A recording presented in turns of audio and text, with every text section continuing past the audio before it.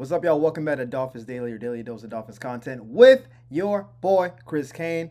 Let's talk Dolphins.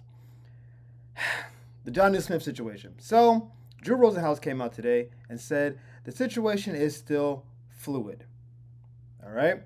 But he expects things to be wrapped up by the time we get to training camp. That doesn't tell us anything. That just doesn't mean anything. That, when I heard that, what I heard was we don't have a deal in place. We're still looking. We're also back channeling, still talking to the Dolphins while talking to other teams. That's what I heard. Worst case scenario, John New will be back with the team. He's under contract. I do not see a scenario where he sits out. He hasn't made enough money in his career. He doesn't have like enough banked up to just be like, I'm gonna just pull it out and get fined every day. Worst case scenario, he will show up. He might pout, which we don't like. He might, disrupt. And I don't get the vibe that John New's a like locker room cancer kind of dude. I don't get those vibes. I do get that he will say the right things and maybe behind the scenes be a little ornery. But worst case scenario, he plays the contract out. I do think the team wants to give him more money. So he's in a situation where his number might be here and we end up paying him here. I don't think there's a situation where he just plays his 1 year at 4.8. There may be a trade out there. I have not heard anything. It is I've been looking, I've been searching, I've been like looking into reporters and insiders. I'm not hearing any traction. I'm hearing the same thing with the Steelers, that the Steelers might try to do a package to get him and Ramsey. I don't know. I don't know how they would do that. I don't know if like financially. Again, I still don't understand why John would even be going to the Steelers. I get the Arthur Smith connection, but he would be one of three tight ends, so he would certainly get less receptions. There's no reason to cut Fryermuth or Darnell, so I don't know where we are in this situation. This sounds to me like trying to keep public leverage.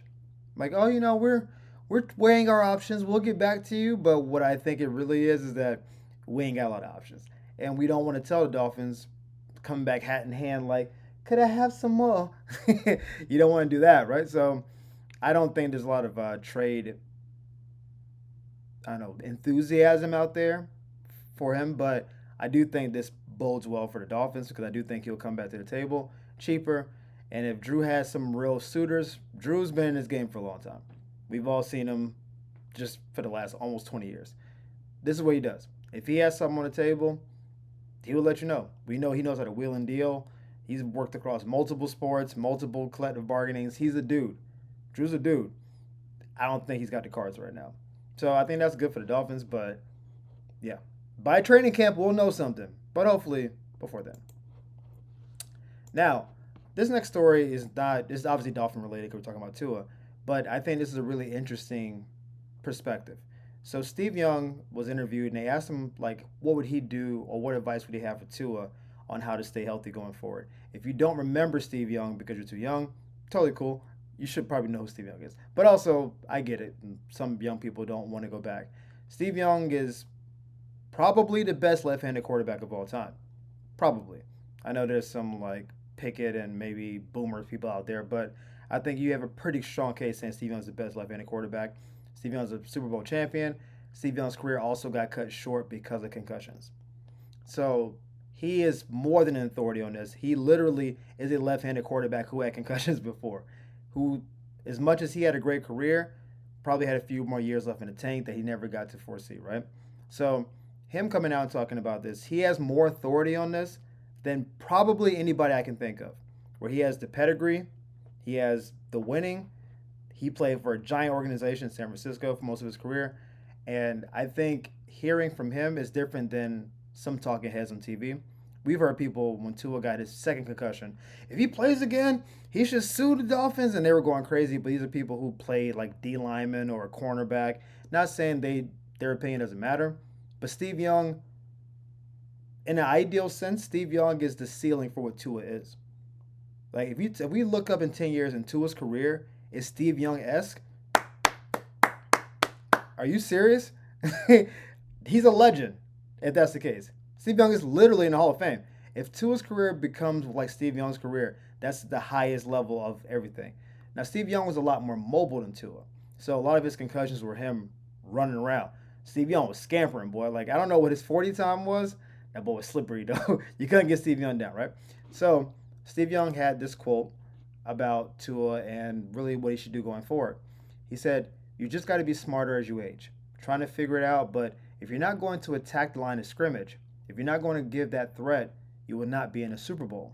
And so he has to figure out a way to present that threat without putting himself at greater risk.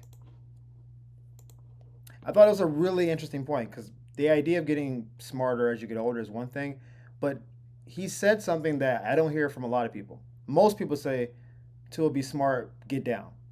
That's what I've said. You guys have seen the episodes. He's saying, though, if you don't threaten that you might possibly run, then the ceiling for you is not making a Super Bowl, which I think in today's day and age is actually kind of true.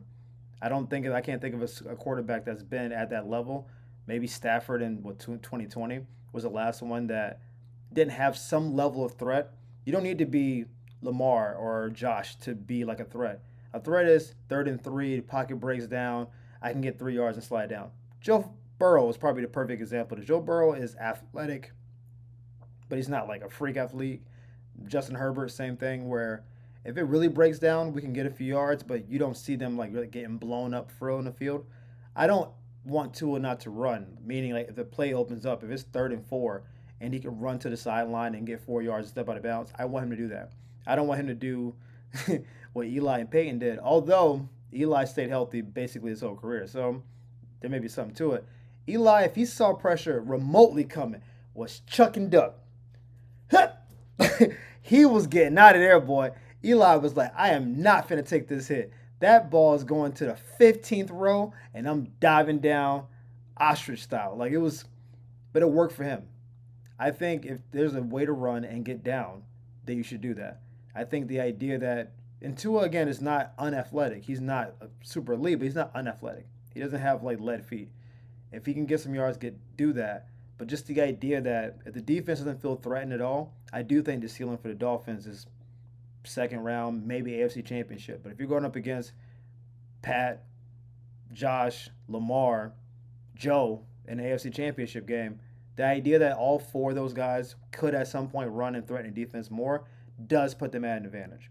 Even if Tua is the most accurate from the pocket, even if he's spinning that ball, he's 30 or 35, at some point plays break down, just the way it is. And with our offensive line, which I do think will be better this year, it was going to break down more often than theirs anyway.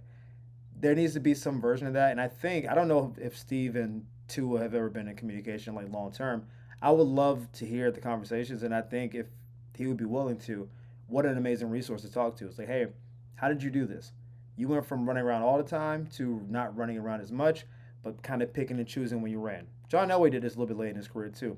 You guys remember the hurricane tackle against Green Bay, where he was like near the goal line and just said, hey, I'm just gonna go for it. He didn't score on that play, by the way. I know people think it's like, oh, what a crazy run, because they always show it in slow motion like he scored. He didn't. He got tackled like at the 2-yard line. But it was a cool play, and he put his body on the line. But he was an old man at that point. He was in his mid-30s. I think Tua can learn a lot from Steve Young. And again, if his career becomes Steve Young-esque, woo, we got something. Now, this last story is fun for a lot of reasons. You guys know, if you watched the channel for the last couple months, when I first heard this, I was completely against it. I didn't understand what I was hearing. I was hearing Noah Lyles, Olympic gold medalist, was going to race Tyreek Hill, NFL football player. I didn't know what we were doing. I thought maybe clickbait because Tyreek was like, I can smoke him, and I was like, well, Tyreek, you're running like a 10 something in 100. No way you would finish in 9th place in an 8-man race. What are we talking about? But Noah Lyles, because he wants to be Usain Bolt, he wants to be bigger than the Olympics. He wants to be an actual personality outside of every 4 years. Totally get it. He said, we can race. I'm here for it. And then they started putting plans together for the race. Now, in the meantime, Tyreek had surgery. There's been a lot of turmoil with the team. Tyreek is trying to regain his captainship. A lot of things have been happening, but behind the scenes, it was all still like, hey, we're still doing a race. We're still doing a race. Sometime, we were told, before training camp, which is now to like July, right? Evidently, race is off. Don't know what happened. Decided not happening. They said due to personal reasons. I don't know what that means, but could be scheduling conflicts, could be Tyreek still recovering. I'm happy they're not doing a race. This is what Noah Lyles actually had to say. He said, "We were very deep into creating the event. In fact, it was supposed to happen this weekend. Unfortunately, there were some things, complications, personal reasons that it just didn't come to pass. But we were full on. We were going to have a big event. We were going to shut down New York Times Square and everything. We were going to have all the billboards for the event. It was going to be a lot of fun." I'm not calling cap. I do believe that they had these conversations. Complications usually sounds like a money thing. Anytime I hear complications, I'm like, there's probably some money in there. I will say this though, I'm really happy they're not racing because this was a distraction the whole time. Every time I heard Tyreek talk about it, I just was like, what are we doing? You've had surgery in the offseason. We're trying to get back to winning. We're trying to get back above 500 as a team. You're racing the Olympic gold medalist. Also, Noah Lyles, what are you doing? What are you doing? Like, you won the gold medal, but listen, I watched the race. Yes, he leaned forward, but the Jamaican runner's foot was in front of you. You can argue, like, this is a millisecond thing. You're the fastest man in the world by basically, like, your sternum. Like, this is not a thing where, like, I'm so much faster than everybody else that I needed something to occupy my time. If they ran that race again, I don't believe he would have won. Let me just say that. No disrespect to Noah. He's obviously the first or second fastest person in the world. But what are we doing? What is this? Like, I just didn't understand what it was. I thought it was a distraction from the team. I'm happy that, you know, it's not happening now. I'm hoping it's not like a we'll see you next year situation because, you can always rekindle this with a couple tweets, it seems like. I'm here to play football. I'm here to watch football. I'm here to watch the Dolphins win. I don't need to think about, hey, is Tyreek and Noah Lyles' race going to affect the season? Is Tyreek going to be training for this race instead of getting his body right for training camp in the upcoming season because he wants to win a race and then tell people I'm the fastest man in the world when it's 100% accurate he's not the fastest person in the world. He's not even the fastest person in the NFL currently. It doesn't make any sense. This is purely a vanity play. I'm really happy that it's not happening because I didn't want to have to give energy to it because I would have to report on it, which I did not want to do. I'm happy it's not happening. Tyreek, let's focus on football. Let's get the wrist strong. Let's be captain again. Noah, you gotta have somebody else fast the race. You have to. You have to. Let's just let this die. I don't want to hear about it again. And if Noah, you want to come to a Dolphins game, I'm sure somebody will have a jersey waiting for you. But as always, guys, thank you for tuning in to Dolphins Daily. We appreciate the love and support. Thank y'all for the likes and subscribes. We appreciate it. And we'll see you next time on Dolphins Daily. Peace.